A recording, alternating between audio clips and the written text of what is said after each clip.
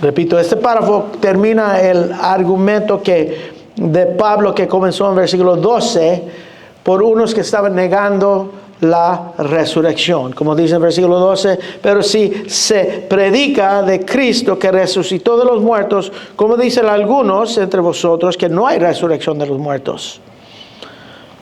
Y luego en 13 dice, porque si no hay resurrección de los muertos, tampoco Cristo resucitó. Hubo unos en la iglesia de Corinto, no sabemos cuántos, pero suficientes que Pablo tenía que hablar acerca de este tema, que estaban negando que hay resurrección de los muertos. No están negando de Cristo, no están negando el Evangelio, no están negando todo lo que Él compartió de versículo 1 a 11. Están negando que hay resurrección de los muertos. Y eso es un problema. De ahí, Pablo da un argumento filosófico en versículos 14 a 19, que si no hay resurrección y si Cristo no resucitó, hay 6 consecuencias severas que son resultados de eso, de Cristo no resucitó. Y los vimos, dice en versículo 14, si Cristo no resucitó, vana entonces es vuestra predicación y vana también es vuestra fe. Somos hallados falsos testigos de Dios, como hemos testificado de Dios, que Él resucitó al Cristo, al cual no resucitó. Estamos diciendo algo de Dios que no es cierto, si en verdad los muertos no resucitan. Porque si los muertos no resucitan, tampoco Cristo resucitó. Y si Cristo no resucitó, vuestra fe es vana. No hay resultados de la fe. Aún estáis en vuestros pecados. Entonces también los que murieron, los que durmieron en Cristo perecieron. Si en esta vida solamente esperamos en Cristo, somos más dignos de lástima, es lo que quiere decir eso, conmiseración de todos los hombres. Y vimos eso, 6 consecuencias que hay si Cristo no resucitó. No resucitó. Y en versículos 20 a 28, todo eso es los argumentos de Pablo por eso en versículo 12. Primero da este argumento filosófico y luego en versículos 20 a 28 Pablo explica la importancia de la resurrección en cuanto al fin. Que la resurrección de los santos en su venida, en su parusia, inicia todos los eventos que nos lleva al fin. Y vimos todo eso. En este párrafo que estamos estudiando, versículos 29 a 34, lo vimos la vez pasada, 2 argumentos prácticos en la defensa de la resurrección. 2 argumentos prácticos en versículos 29 a 32. En 29 dice, de otro modo, en contraste a lo que dice más Cristo ha resucitado, de otro modo, si no ha resucitado, ¿qué harán los que se bautizan por los muertos si en ninguna manera los muertos resucitan? ¿Por qué pues se bautizan por los muertos? Y vimos eso la semana pasada, que dice que esto no tiene sentido. Que se están bautizando por los muertos, si los muertos no resucitan, no tiene sentido bautizarte por los muertos.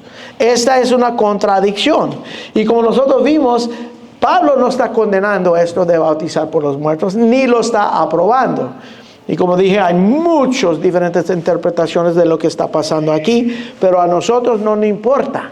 Él nomás lo está usando para él lo está usando como una comparación o una contradicción que ellos están haciendo. Ellos estaban, y sí es cierto, ellos estaban bautizando por los muertos, unos de ellos. Y Pablo está diciendo, ¿por qué lo están haciendo si no hay resurrección? No tiene sentido. No tiene sentido. Lo está usando como un ejemplo. Como un ejemplo. No está aprobando ni condenando Y nosotros vimos que todo eso que no es bíblico. Luego dice, eso es el primer argumento que da. Y luego en versículos 30 y 32, él dice, ¿por qué nosotros peligramos a toda hora? Os aseguro, hermanos, por la gloria de que de vosotros tengo en nuestro Señor Jesucristo, que cada día muero. Si como hombre batallé en Éfeso contra fieras, ¿qué me aprovecha si los muertos no resucitan? Él está diciendo aquí, Pablo, está diciendo aquí, si no hay resurrección, las vidas de los corintios, de los apóstoles, las vidas de sacrificio y sufrimiento no tienen sentido si no hay resurrección. ¿Quién morirá por un Mesías muerto? Y como vimos en capítulo 1 de este libro, para los judíos, un Cristo crucificado es tropezadero para los judíos. Para los griegos era una locura, porque ¿quién va a morir? ¿Quién va a vivir por un Mesías muerto? Y Pablo dice, pero yo lo vi. Yo lo vi. Y luego él dio una lista ahí en los primeros 11 versículos de capítulo 15. Lista de todos los testigos oculares de la resurrección. Y vimos eso. Y aún, hermanos, les digo, la vida nuestra vida fue drásticamente cambiado cuando pusimos nuestros ojos en Cristo Jesús, en el Cristo resucitado. Bienaventurado el que ve a Jesús, el que ve a Dios. Que por el cambio, Pablo está diciendo, de las iglesias, por la vida cambiada de la iglesia, por los apóstoles y por todos los mártires en la historia de la iglesia, eso es un argumento para la resurrección. Porque si no resucitó, ¿por qué peligramos a toda hora? ¿Por qué nos ponemos en estos peligros? Y lo vimos en 2 Corintios capítulo 4, 2 Corintios capítulo 11. ¿Por qué? Mejor será, como dice al fin del versículo 32, mejor será comamos, bebemos, porque mañana morimos. Eso es el pensamiento. Si no hay resurrección, si nadie se va a levantar, ¿por qué no party ahorita en esta vida? Pero Pablo dice rápidamente en el versículo 33, nuestro texto para hoy, él dice, no haréis. O como dice en la Biblia de las Américas, no os dejáis engañar. No os dejáis engañar, es lo que quiere decir. Dice, no haréis. Las malas conversaciones corrompen las buenas costumbres. Velar debidamente y no pequéis, porque algunos no conocen a Dios. Para vergüenza vuestra lo digo. Wow. So aquí el apóstol Pablo da 4 exhortaciones a toda la iglesia por dejar que esta enseñanza que no hay resurrección entrar en la iglesia. Él da 4 exhortaciones y te los voy a dar. La primera es no haréis. No te dejas ser engañado. Primera exhortación. La segunda es las malas conversaciones corrompen las buenas costumbres. Segunda exhortación. La tercera exhortación es velar debidamente. Y el cuarto es no pequéis.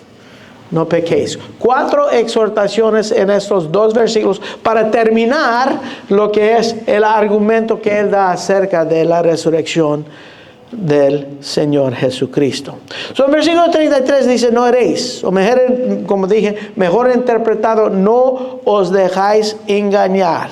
Este verbo es muy importante, este verbo es en tiempo presente, es un imperativo. Un imperativo quiere decir que es un mandamiento, y también está en lo negativo, está diciendo, no hagas esto, no haréis.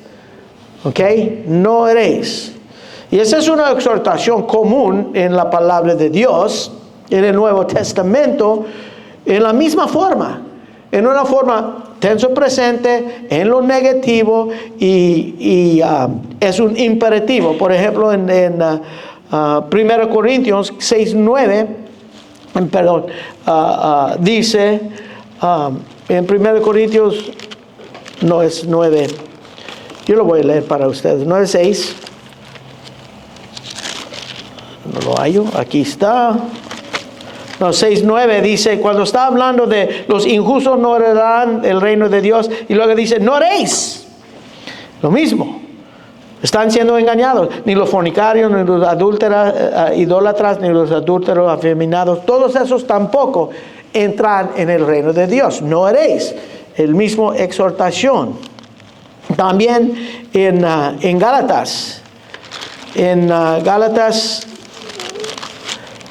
dice, en Gálatas 6:7 dice acerca de no os engañéis, todo lo que el hombre siembre, así eso va a cosechar. Igual. En Efesios capítulo 5, versículo 6, dice el apóstol Pablo otra vez, nadie os engañe con palabras vanas, porque estas cosas viene la ira de Dios sobre los hijos de desobediencia.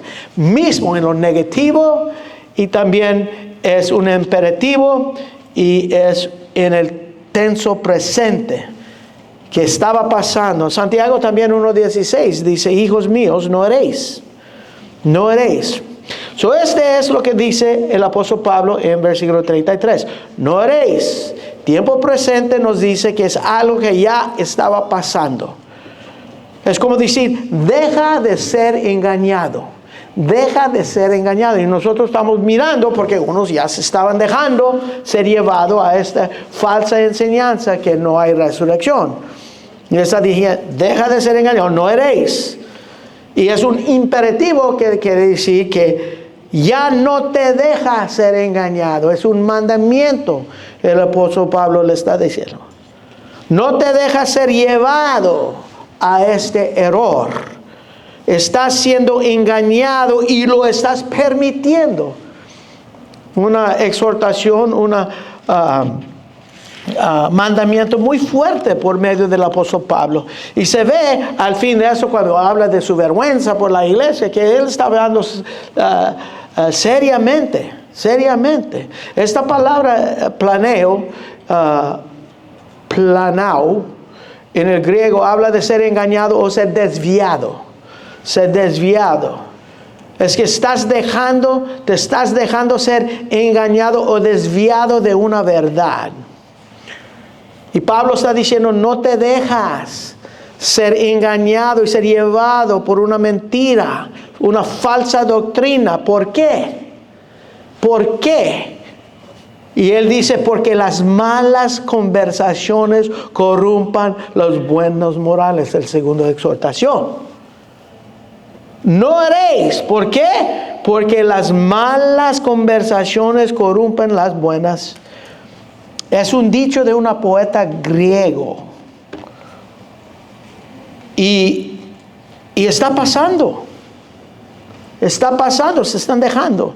Esto está pasando. Las malas conversaciones corrompen los buenos morales.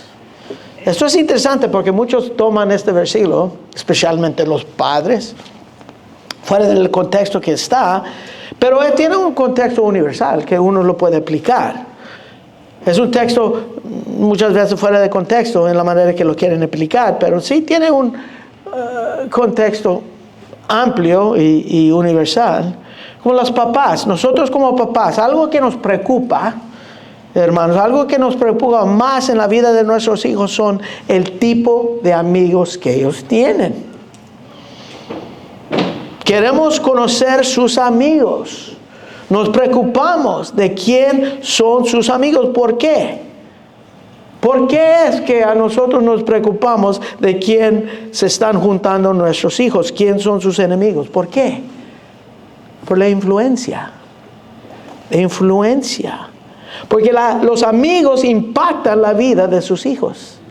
La gente con que ellos se juntan, así van a comenzar a pensar, y como el hombre piensa, así es.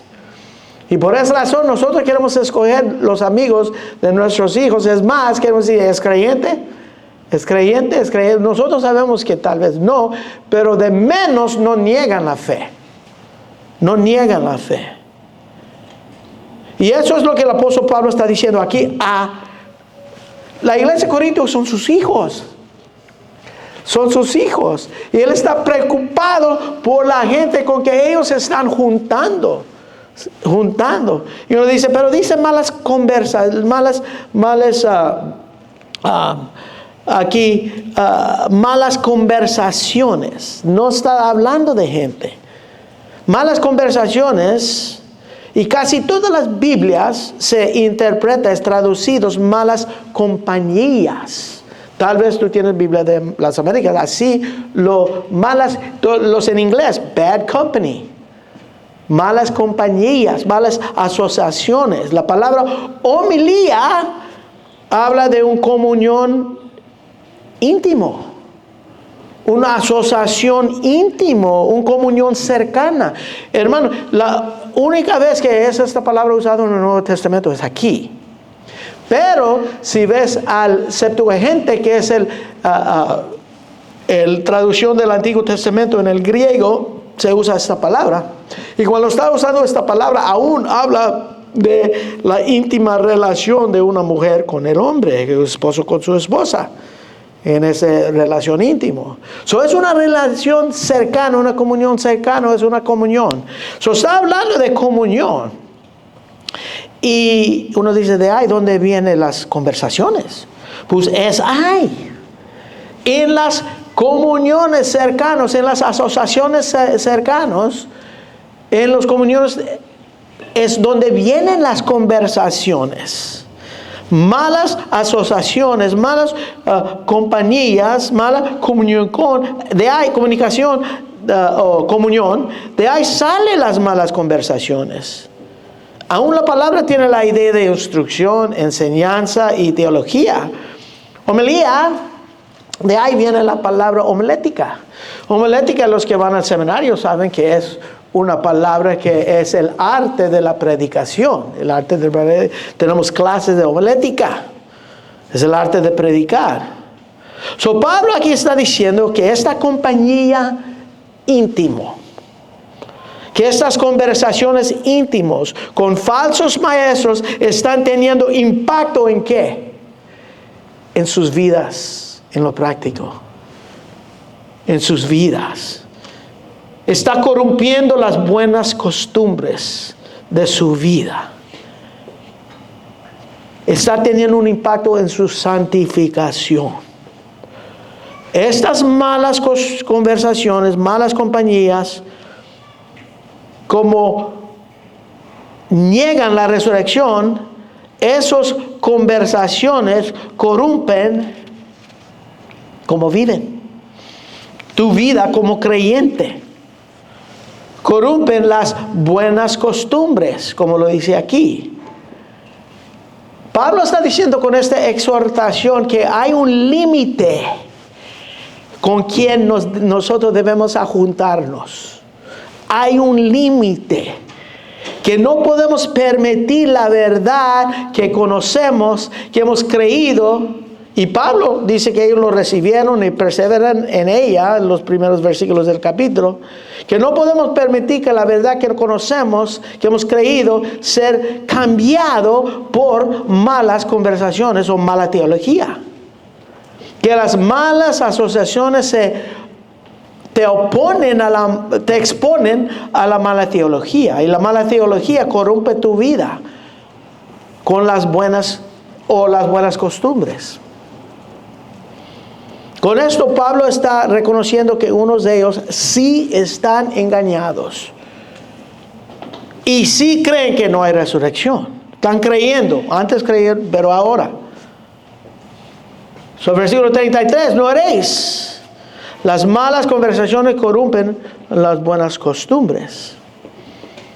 Pablo está diciendo que no podemos asociarnos con los que exponen error, porque en escucharles repetidamente van a impactar nuestras vidas. Y si están diciendo no hay resurrección, no hay resurrección, es la vida, solamente esto es la vida, corrompen las buenas costumbres. Si ellos están diciendo no hay resurrección, pues nosotros podemos ¿qué? Comamos, bebemos, porque mañana morimos. Y así podemos vivir como nosotros queremos vivir. Si tú estás en comunión íntimo con los que no creen bien acerca de la resurrección, Pablo está diciendo, y no creen que hay resurrección, ellos te van a influenciar en tu manera de vivir. Porque toda enseñanza, hermanos, toda enseñanza tiene impacto en la vida que vives. Como leímos en Salmo 1. Salmo 1, que dice, bienaventurado al varón que no anduvo en consejo de malos, ni estuvo en camino de pecadores, ni en silla de escarnecedores se ha sentado, sino que en la ley de Jehová está su delicia, y en la ley medita día y noche. Será firme en lo que cree. No está en consejo de malos, no está en camino de pecadores, no está asociando. Cada filosofía de la vida tiene impacto en la vida práctica nuestra. Y de este de comer, beber, porque mañana morimos, tienes que evitar. Porque va a tener un impacto en tu relación con Cristo Jesús. Si tú crees eso, pues hoy comemos, bebemos, party, esto y lo otro, porque mañana vamos a morir y ahí termina todo. Este error doctrinal de negar la resurrección te va a llevar a resbalar moralmente para ya no buscar a vivir en santidad, por pensar que esta vida es todo. Esta vida es todo y todo es. Por esta razón Pablo dice, no eréis, no te dejas ser engañado. Imperativo, mandamiento. En lo negativo, no lo hagas. Y es en tiempo presente, estaba pasando.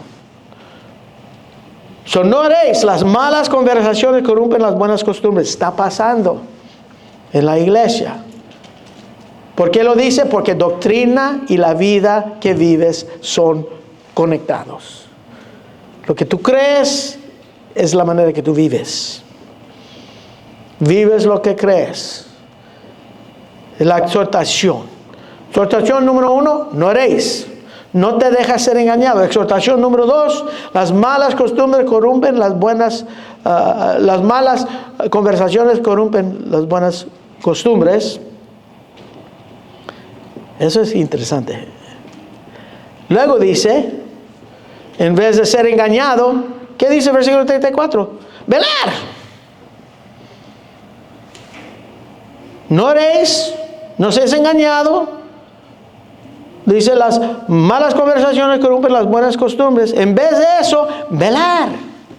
Ahora, esa palabra es muy interesante. Luego dice velar debidamente. Lo que está diciendo es piensa bien. Esta exhortación, esta palabra velar, en el griego, tiene 2 sentidos. Y los dos quedan aquí.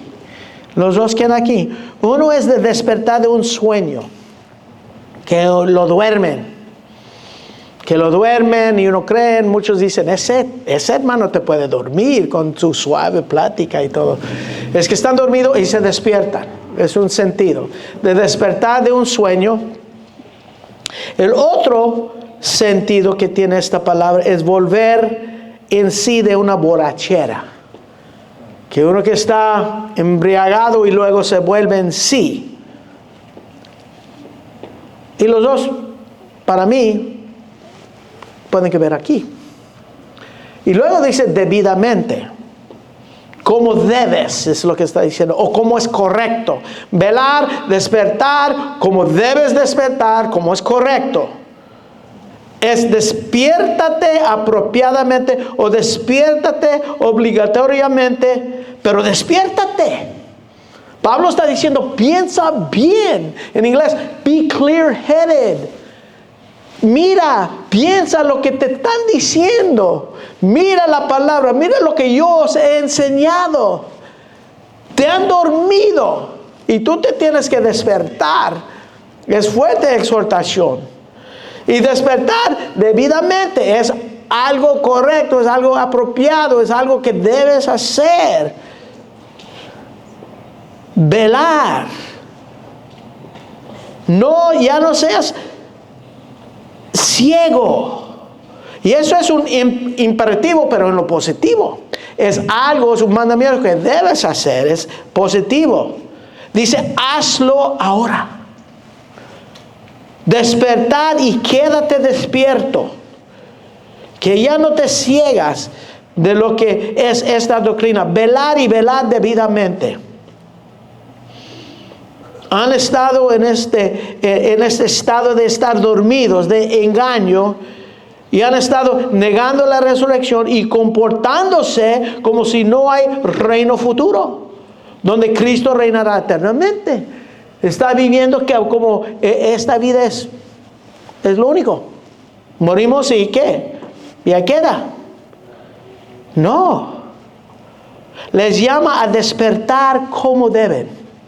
Pensar como deben, como antes pensaban. Luego dice, el cuarto exhortación, y no pequéis. ¿Hay algo en cuestión ahí que está diciendo Pablo? Eso implica que estaban pecando. Es el despertar. No haréis. La gente con que estás juntando te está corrompiendo tu vida. Despiértate y deja de pecar. Deja de pecar.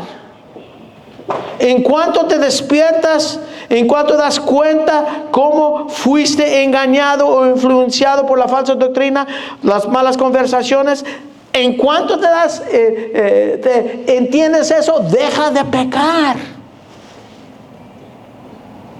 Y con negar la resurrección, eso quita, hermanos, el motivo de vivir una vida santa.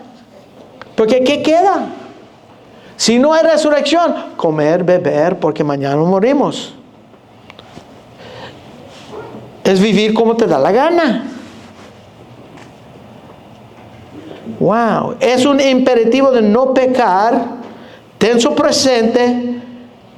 Nos dice aquí, así vivían. Cuando dice no pecáis, es que ellos estaban pecando. Ellos estaban viviendo en esa manera. De comer, beber, mañana morimos. Y esos son creyentes, esos son sus hijos en Cristo. Por eso dice, mis hijos se están juntando con gente que le está desviando, que le está haciendo.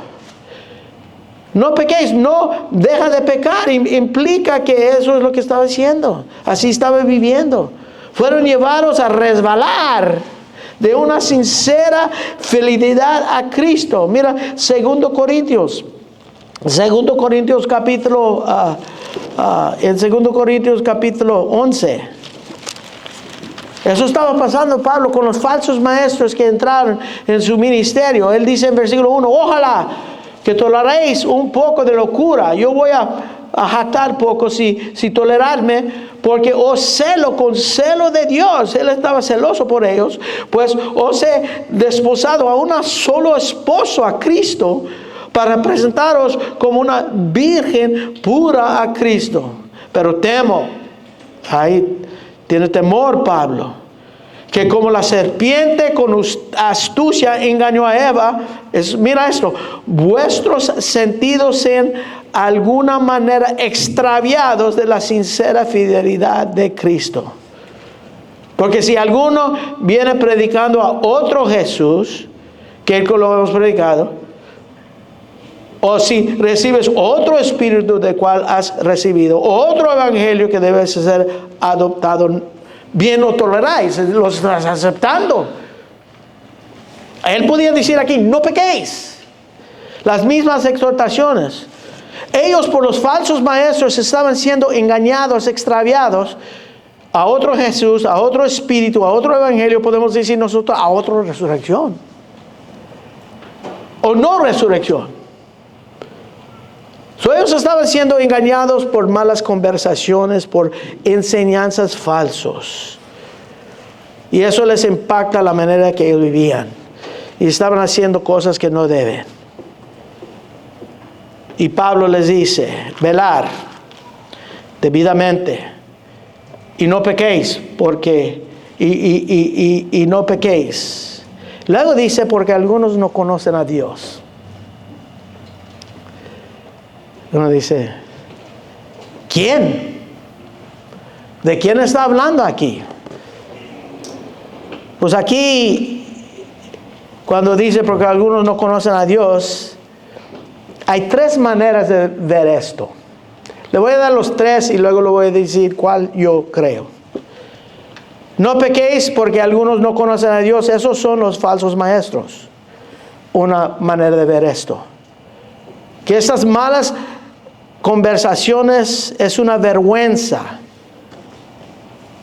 que los están escuchando. Porque él dice aquí, unos no conocen a Dios, para vergüenza vuestra lo digo.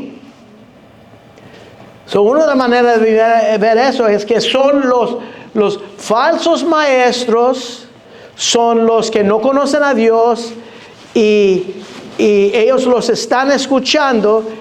Pablo dice, es una vergüenza. Pablo dice, para vergüenza vuestra lo digo. Una manera que este es interpretado, yo no creo en ese. Otra manera, no pequéis porque algunos no conocen a Dios. Que ahí es donde el enfoque debe ser en predicar el mensaje de la cruz. Él está diciendo, Pablo, aquí que velad, no pequéis, porque algunos no conocen a Dios, para vergüenza vuestro lo digo, porque en vez de estar negando la resurrección, deben estar predicando a Cristo, porque hay muchos que no conocen a Dios. Y en vez de estar cuestionando la resurrección, en vez de estar escuchando a esos falsos maestros, en vez de estar juntando con ellos, es mejor ir a predicar el Evangelio. En 1 Corintios capítulo 5, él dice, no te asocias con los que dicen que son creyentes y no son. Y no actúan así. Pero a los perdidos dice ir a predicar. Unos ven esto como a decir aquí, no pequéis porque algunos no conocen a Dios, para vergüenza vuestra lo digo, porque no están predicando el Evangelio. Tampoco yo creo en ese. La tercera es la manera que yo lo interpreto eso. Dice, no pequéis porque algunos no conocen a Dios, pero ustedes sí. Pero ustedes sí lo conocen. ¿Cómo es pues que pueden que se pueden dejar ser engañados en esta manera? No pequéis porque algunos no conocen a Dios, pero ustedes sí lo conocen. Lo han recibido el Evangelio, perseveran en ello, viven en ello, reteniendo la palabra porque no han creído en vano. Hay los que no conocen a Dios, pero ustedes sí lo conocen. Y es una vergüenza que tengo que exhortarles en esta manera. Así es como yo lo veo. Pablo está diciendo, mi gloria es esta iglesia, y ellos están dejando ser llevados en esta manera. Yo me jacto de esta iglesia, que yo soy su padre, yo los amo como un padre. Se dejan de ser engañados. Y él dice, velar, despertar. No pequéis, están pecando. Porque algunos no conocen a Dios, pero ustedes sí lo conocen. Yo les he enseñado, yo les he discipulado. Ustedes lo recibieron, ustedes lo creen. Para vergüenza vuestra lo digo. Wow. Eso es heavy. Eso es tremendo. ¿Por qué? Vimos versículo 3. Porque primeramente os he enseñado lo que asimismo recibí, que Cristo murió por nuestros pecados, conforme a las Escrituras, que fue sepultado y que resucitó al tercer día, conforme a las Escrituras. Y se apareció a Cefas y después a los 12. Después apareció a más de 500 hermanos a la vez. y de los cuales muchos viven aún y otros ya duermen. Después apareció a Jacobo, después a todos los apóstoles. Y al último de todos, como un abortivo, me apareció a mí. Porque yo soy el más pequeño de los apóstoles. No soy digno de ser llamado apóstol porque perseguí la iglesia. Pero por la gracia de Dios soy lo que soy. Su gracia no ha sido en vano para conmigo. Antes he trabajado más que todos ellos. Pero yo no. Sino la gracia de Dios conmigo. Y luego termina el versículo 11. Porque o sea yo, o sea ellos, así predicamos y así hemos ¿qué? Creído. Hay unos que no conocen a Dios, pero que ustedes sí. Ustedes sí. ¡Qué exhortación! ¡Qué exhortación tan bonito! ¿Por qué digo tan bonito? Porque muestra el amor de Pablo por estos hermanos. El amor de hablarles fuertemente, como hijos, preocupados con quién se juntan. Este evangelio, hoy celebramos este evangelio con la cena del Señor, en memoria de Él, para afirmar lo que creemos y celebrar al que es poderoso, como dice Judas, poderoso para guardarnos a no caer y presentarnos sin mancha delante de su gloria con alegría. Así es como Él nos va a presentar.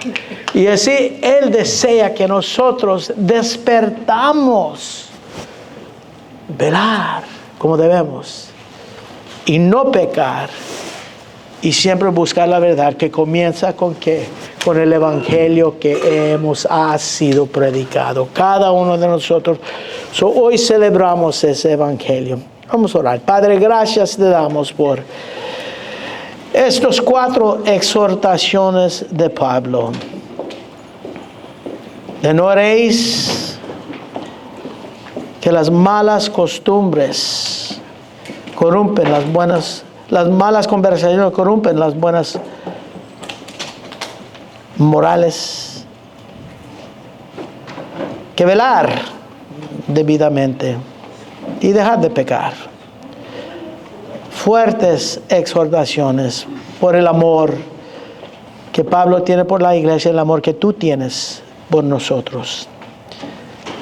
Pedimos, Padre, que nos ayudes cada día a vivir en una manera que muestra nuestro amor hacia ti. Y en este momento que podemos celebrar el poderoso Dios que nos guarda para no caer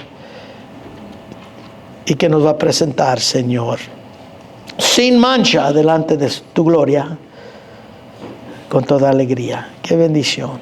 Gracias te damos. En nombre de Cristo Jesús. Amén. Vamos a poner